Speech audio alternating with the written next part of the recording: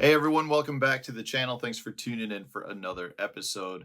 I am getting a few baits ready to roll for the heavy hitters event on Smith Mountain Lake, which starts what is the first day of the tournament? This weekend.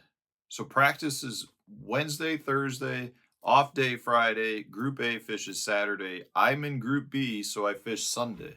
So this is the heavy hitters event, the Bass Pro Tour. I qualified for this from last season.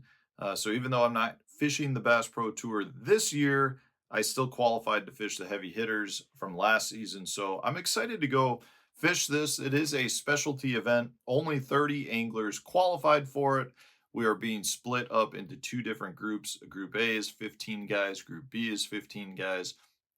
In the first round, you have cumulative weight from both days that you fish. I believe the top 8 guys from those groups of 15 move on to the knockout round. And then if you're in the top 10 out of that 16, you move on to the final championship day.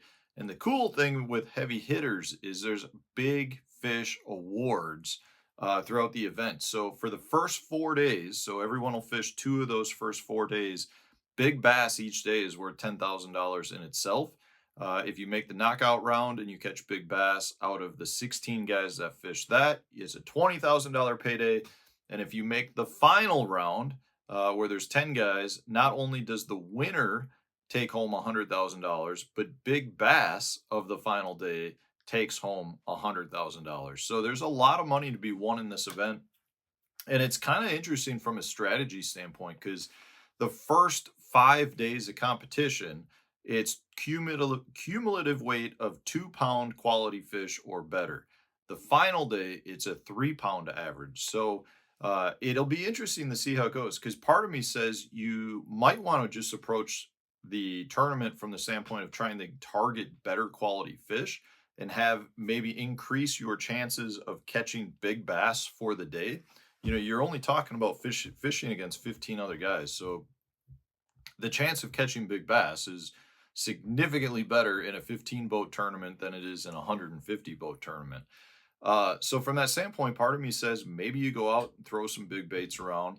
You're going to get fewer bites, but if your quality is better and you put them in the boat, maybe you can still advance to the next round and increase your odds at the Daily Big Fish Award. The other part of me says you go out, you catch whatever you can catch, hope that you catch a giant one along the way, but give yourself maybe a better shot at advancing throughout the tournament by catching 2 pound or better fish. Now, I honestly don't know that there's much of a difference though when you're talking about catching 2 pounders versus 3 pounders. If we were talking 1 pounders versus 2 pounders, I think the approach can be different. But in this case, if you got to catch a 2 pounder, chances are you're probably putting yourself in position where you have a little bit better quality to begin with, anyways. So I don't know. I haven't really thought about, really figured out what approach I'm going to do. We'll let practice kind of dictate that. We get 2 days of practice and then I get 2 off days. I think the Smith Mountain Lake being in Virginia, I would guess that there will be some spawning fish, but the majority of the fish should be post spawn, either fry guarding or potentially starting to move out towards main lake stuff. Maybe some bluegill beds going on. Don't know anything about the lake. Never been there before. I'll actually probably try to do a kind of a lake breakdown video where I go through some apps on my phone to show you some of the things that I might be looking for while I'm there. But this is a lake I've never been to, don't really know anything about it. I do know there's largemouth and smallmouth in it. Don't know if the smallmouth population is good enough to play a major factor. I don't think you're going to see huge smallmouth win big bass of the day. And from what I've heard, and talking with a couple other anglers, they said that Smith Mountain Lake is fishing incredibly well for size. So it may be one of these events where the average size fish you catch is a 2+ pounder and you're just not catching as many short fish. So it'll be interesting to see how this plays out. I am packing a handful of different baits that I normally wouldn't carry. I'm bringing with me a lot more glide baits just from the standpoint of maybe you get onto a good bite where that is the best chance at a big fish. Maybe you're getting a lot of action from 2+ pound fish, and glide bait's a good one to go with. The only real thing I recall about Smith Mountain Lake was the year the Bassmasters were there and Skeet Reese won it throwing large swim baits. And I want to say it was roughly the same time of year. So from that standpoint, I do think you're going to see bigger baits play a bigger role in this, especially because it's heavy hitters. And at the very least, if you happen to get a huge lead or you fall way behind and you don't feel like you can make the cut or you've got the cut and it's secure, maybe at that point that's when you pick up a big bait and you just try to generate, that one big bite to get you big bass for the day as well. So I'm bringing with me a lot more glide baits than I generally would. I always carry a box with me, but in this case, I'm bringing, a lot of extras, I guess you could say. So these are a bunch of the Biggs Customs. I've got several of them I'm bringing with me. I've got some KGBs that I'm bringing with me. I've got some phony frogs that I'm bringing with me. I've got a bunch of Legrady's that I'm bringing with me. I've got some HPs that I'm bringing with me. So I've got a bunch of baits that I'm gonna carry with me in the boat to try to generate a bunch of extra strikes. I'm also bringing with some more kind of your bigger paddle tail, 6-inch and bigger paddle tail swim baits that I can put the big 7/0 core tackle tush into.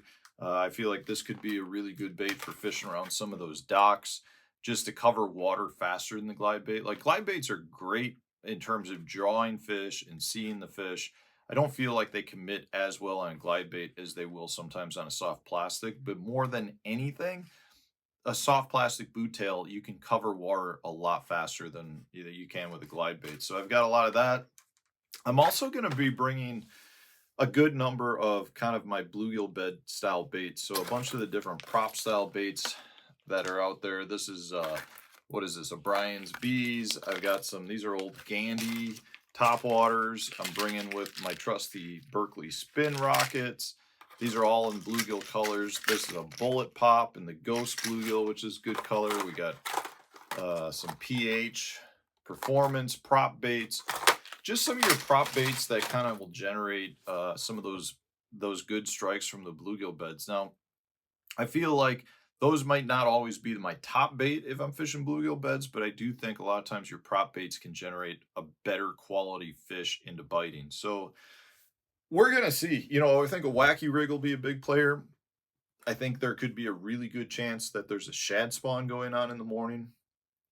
So from that standpoint, you're looking at throwing, your white swim jigs, your white vibrating jigs, spinner baits, your swim baits again.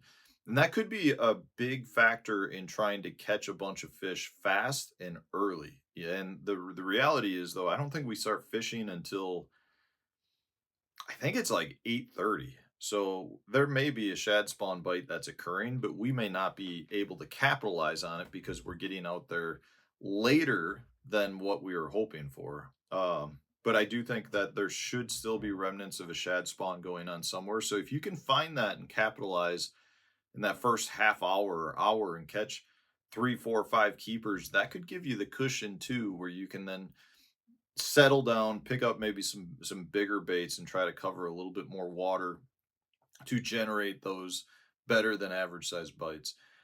It'll be interesting. I'm really looking forward to it.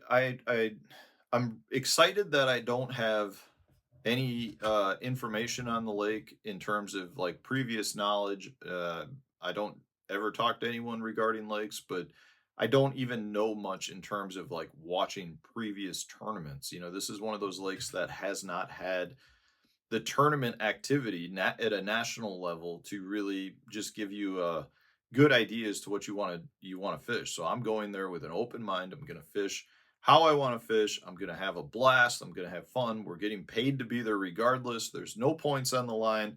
I get to hang out with my old roommates, so that'll be a lot of fun. And we'll see how this one goes. I'm excited for it. I'll post throughout the event. The only thing I don't like is just the length of these tournaments. There's several off days that are mixed in. There's the tournaments are just long processes when they could be condensed down into a smaller format. But it is what it is, and they've taken care of that moving ahead in the future. This is still just the same platform from last year's tournament series, with the two different groups with on days and off days. So it'll be interesting. I'm looking forward to it. Should be fun. Stay tuned. I will post for you guys and keep giving you updates. Anyways, thanks for watching. I appreciate all your support. I got to go rig up some rods now and get ready to go to Virginia.